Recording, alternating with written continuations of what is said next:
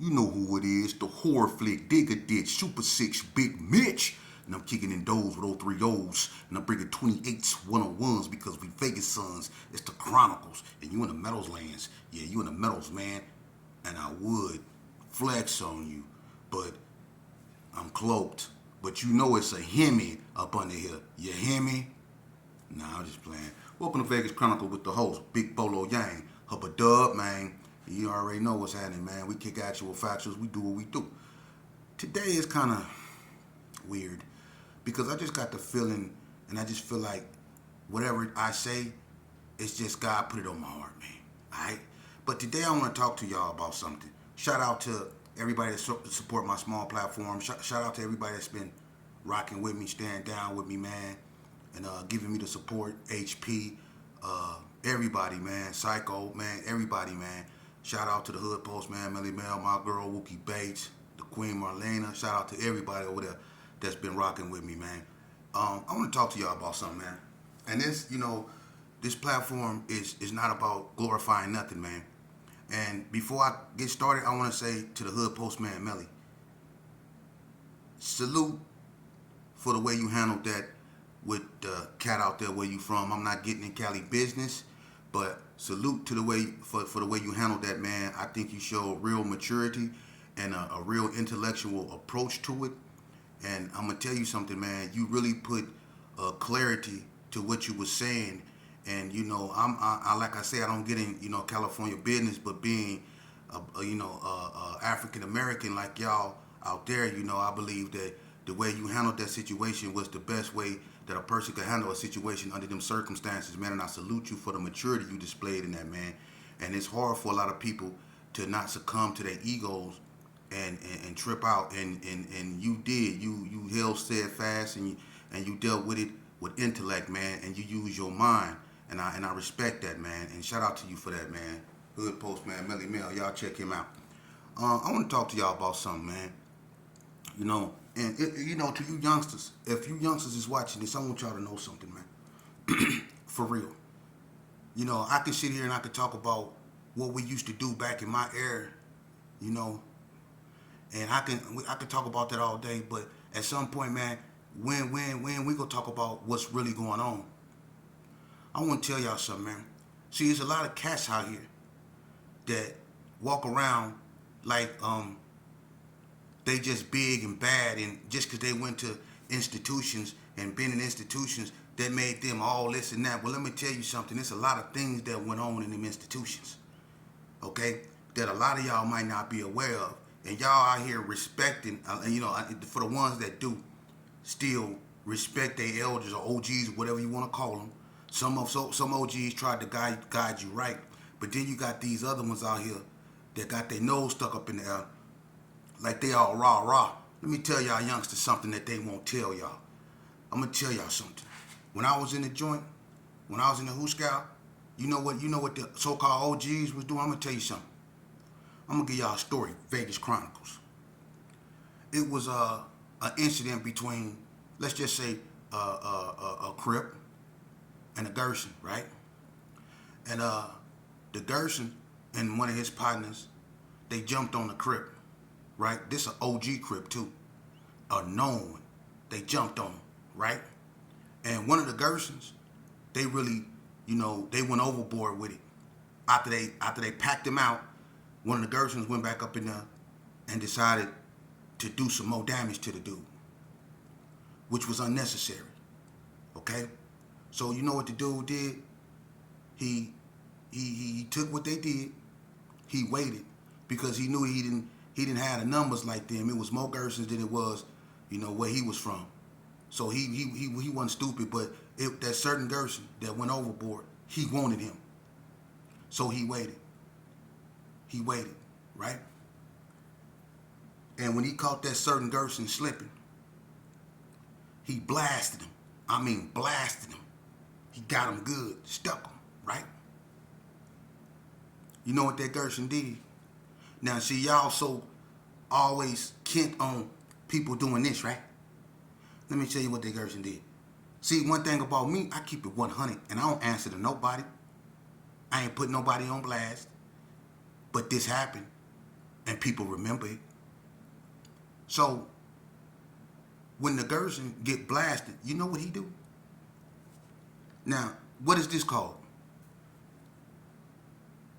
They get the boy that stuck him, right? They charge the boy. In certain institutions in the state of Nevada, if you get caught with a prison-made, weapon, or if you get caught, sticking somebody in certain prisons, they charge you as if you have a firearm, and you'll go to court out there on the street with a whole nother case. You'll go back to court wherever you at, and in some institutions they really push that.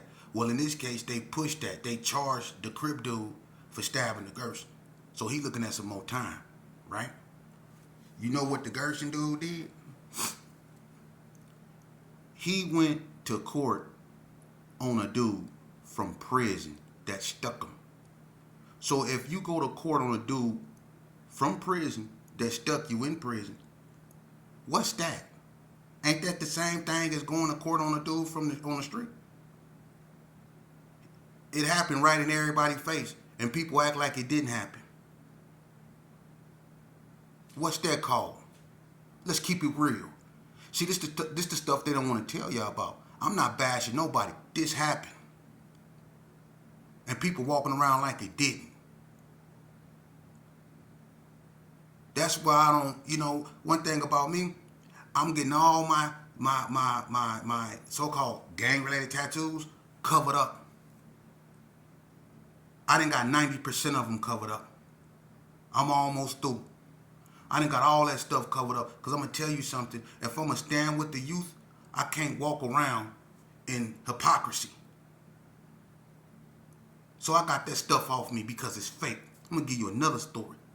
See, that's what we do on here. We keep actual factual. This ain't no gang channel. This consequences to being in a gang channel. That's what this is. So if you want to know the consequences to this destructive way of living, this is where you want to be. Excuse me, my allergy, man. But another scenario, youngsters, pay attention to me. I'm in the Springs, right?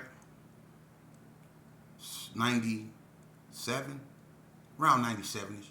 I'm in the Springs, right? Now, at this time in Indian Springs, everybody knew me. I was a trip. I was the only one on that yard that wore an eye patch. I was a trip. Ask anybody. You heard my name every day. I was on something, right? So this one dude, he hit the yard, this youngster. He was claiming Gerson, right? And didn't nobody know him.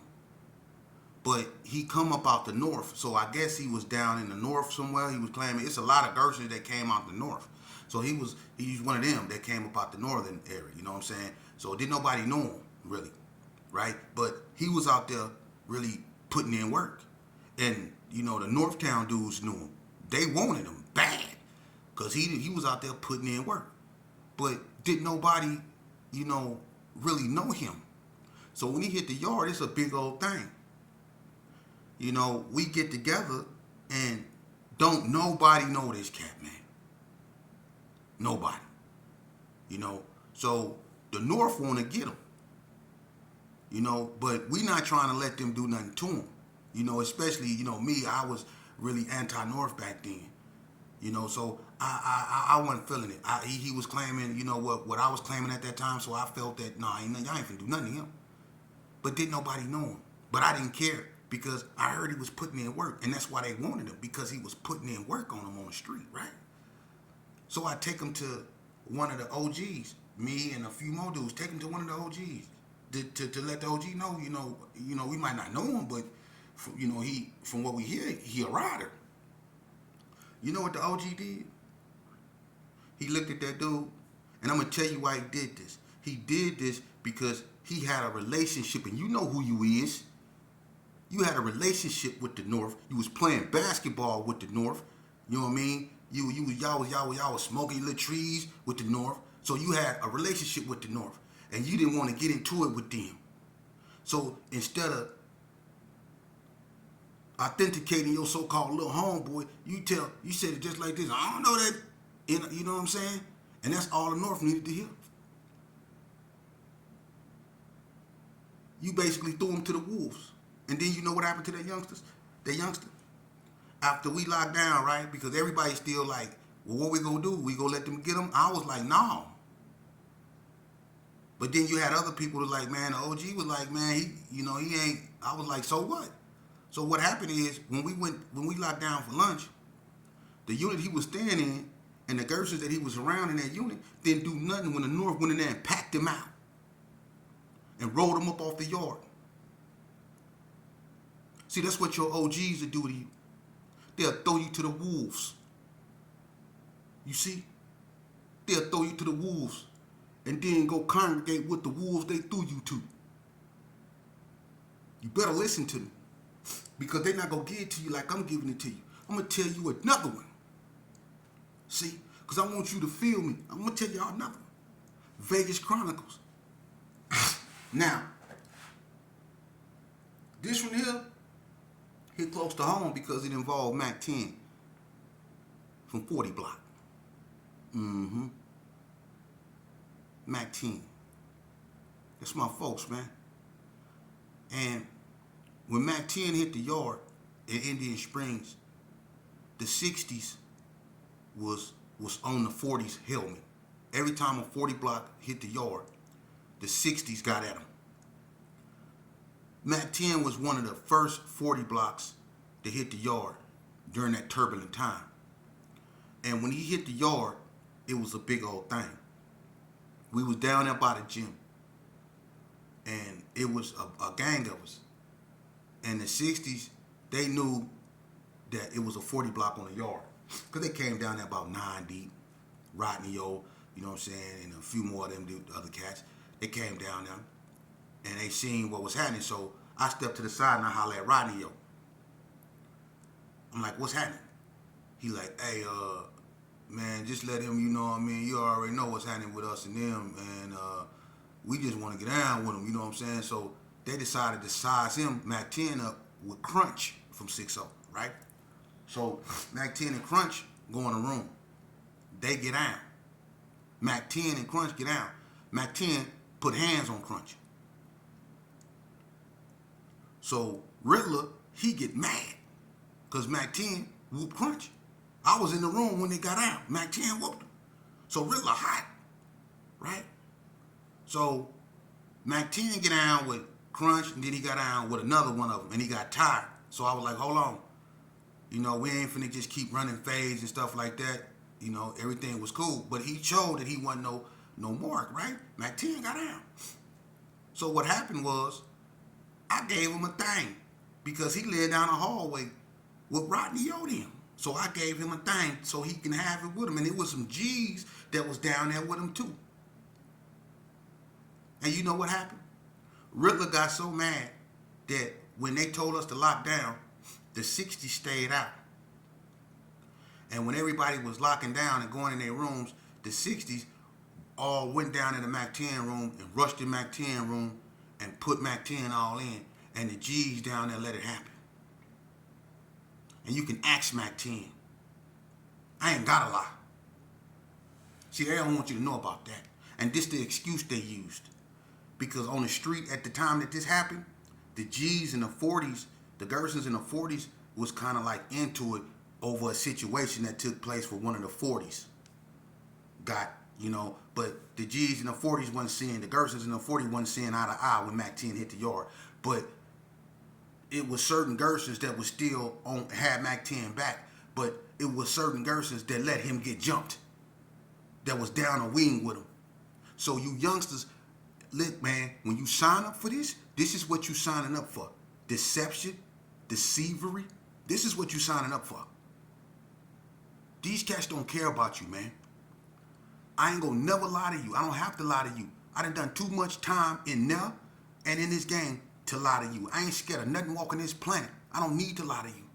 I'm telling you the truth because ain't nobody else telling you the truth. They rather get on here, and it's a shame because I know a lot of y'all youngsters is watching this, and I know a lot of y'all see people that's old enough to be your grandfathers on here trying to stay relevant, going back 50 years talking about stuff they done did and people they tried to do it to. instead of talking to you about how it destroyed their lives, because nothing good ever came about this destructive way of living. Nothing good ever came out of this. Can't nobody tell you anything good ever came out of this way of living. For real. Nothing good ever came out of this, man. And I done seen so many conflicts over stupidity in this game, man. For instance, I remember I was in Elko, right? And I was up there with K-Dog from NTG, right?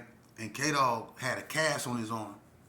He had just, me and him we was in Juvenile, and we went to Elko and all that old stuff, and we was in RNC together. This was an Explorer dorm. This when they started making us wear an orange jumpsuit. And K-Dog had a cast on his arm. He had on a purple Lakers jacket and some blue Nikes. And him and Clem P, Mo P brother from Paru, they were tripping behind a female. And I think her name was Camille. That's how good my memory is, huh? Camille. They was tripping about her, right? So we go to eat dinner one night because Clem P was working in the kitchen and he was serving the food. So him and Kareem was getting into it every time Kareem go through the line.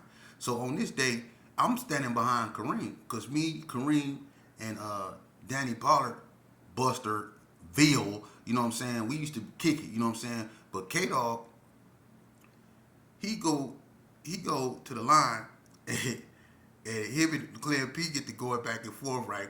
We having meatballs and rice, right? And when Clem put the meatballs and the rice on his tray, he had to put the gravy on top of it, right? And when he put K-Dog waited for him to put the gravy on top of the meatballs, right? When he put it on there, he looked up at him and he slapped him with the tray. He slapped Clem P hard. He slapped him hard. He slapped him with the tray, right? Hey, look, but that's how serious that, you know, this game be over stupid stuff. So know what you signing up for, man. You know, I'm gonna be honest with you, man. I've been through so much, you know, and when you really been in the game like I was, and you go through the things that I've been through, and once you mature and you let empathy have its place and you start looking back on the trials and tribulations of, you know, the damage you caused, not just in your community, but to yourself, you start to reflect, man. And a lot of us, you know, some of us, we go seek spirituality, you know, and that's cool, you know, and a lot of us, you know, we turn to, you know, drinking and doing stuff we probably shouldn't be doing. You know, but it's a few of us, man, that try to take a disadvantage and use it to our advantage. I try to take, you know, my misgivings and misfortunes, and I try to use them to teach. You know, I try to teach the youth about, you know, the destructive of lifestyle of gangbanging, man. You have to understand, man, that when you go and you get with a group of guys, man, with no self-esteem and no self-image, there's no way that they can possibly love you like they say they love you. They don't even love themselves. They don't know how, because they putting themselves in a situation to get themselves unalived or locked up. Think about it. When you join a gang, the only thing gonna happen to you is you're gonna either end up locked up or under the grass. So when you sign up for that, that's what you're doing. So if you do that, then how could you possibly love yourself? And if you see other people doing that, why would you go be with them knowing that this is what this is going to lead to? I don't want you youngsters to go to prison to find out that you are worthy of having a life, to find out that you could have did the same thing out here on these streets that you doing up in there. A lot of y'all go up in there and become scholars. You know what I mean? And that's a shame, because you could do that out here. You could do that out here. You're not an animal. You don't need to be locked in a cage and taught how to do tricks, then rewarded with freedom. You're not an animal, man. You know, and you got a lot of youngsters, and it's our job as OGs to instill in these youngsters that the best thing for them to do is to learn to love themselves Not just more than they hate their enemy, but love yourself enough to stand on your own, enough to not care about what other people think of you, enough to care about what you think of you. Because at the end of the day, that's all that matters. You got to wear your flesh. Can't nobody wear your skin. Can't nobody feel your feelings. You have to go through that. You know what I mean? So stop following the norm. Be an innovator. Be a trendsetter. If you got to go against the grain, go against the grain, because the grain is sending us to a place we don't need to be. The grain is sending our family members to funeral after funeral. This is what the grain is bringing into our lives. So we got to go against the grain, man, to restabilize and rebalance things, man. And that's why I'm bringing y'all what I'm bringing you. Not glorifying this stuff, man, because this stuff isn't to be glorified. For real. It's not. This stuff isn't to be glorified, man. This is serious. It's people that's not here no more. A whole bunch of people, man. You know? And that's sad because you got a lot of mamas, you know, and that's left, man. And that's why everything is so thrown off. So many mothers is left with the void of that loss of losing their child to these streets, man. That's why everything's so messed up, because the most powerful thing, I keep telling people, the most powerful thing in this world is a woman's intuition. And this world is not going to be right until she's settled, until she's found peace. And can't no woman find peace with the loss of her child, especially at the hands of other little brown and black boys. We have to rectify this, man, and we can't do that by candering and pandering to this bull crap you see up on these social platforms, man. These dudes out here spewing rhetoric, man, that's destructive to our culture, it's destructive to our communities, and it's destructive to our youth. The stuff that they're doing, these dudes is senior citizens on here, and it's going ham like they still 25. Over what? What used to be or what could have been? It's over, man. Whatever you used to do way back when the Commodores was popular, it's over with. If you're not teaching positivity, why you even talking? You done enough wrong. You done enough harm. So if you're not trying to heal, why you even talking, man? Why you still bringing this rhetoric and this madness to these platforms, man? Making these youngsters think that this is cool. This is the way you should be. That gang banging and move from the street to the internet now. Come on, man. We should be teaching these dudes how to be upright men, how to go to school, how to develop their mind, man, how to take advantages of stuff that we didn't. We allowing our kids to fill in the spots we left, not in the school buildings, not in the colleges. We allowing our children to fill in the spots that we left on the corner, or the abandoned house with the spray paint on it. That's where we leaving seats for our kids to be, when we should be teaching them how to get up in this classroom and study so they can get themselves the necessary chance to succeed in society, so they can equip themselves with the necessary tools to succeed in society. You know, that's what we need to do.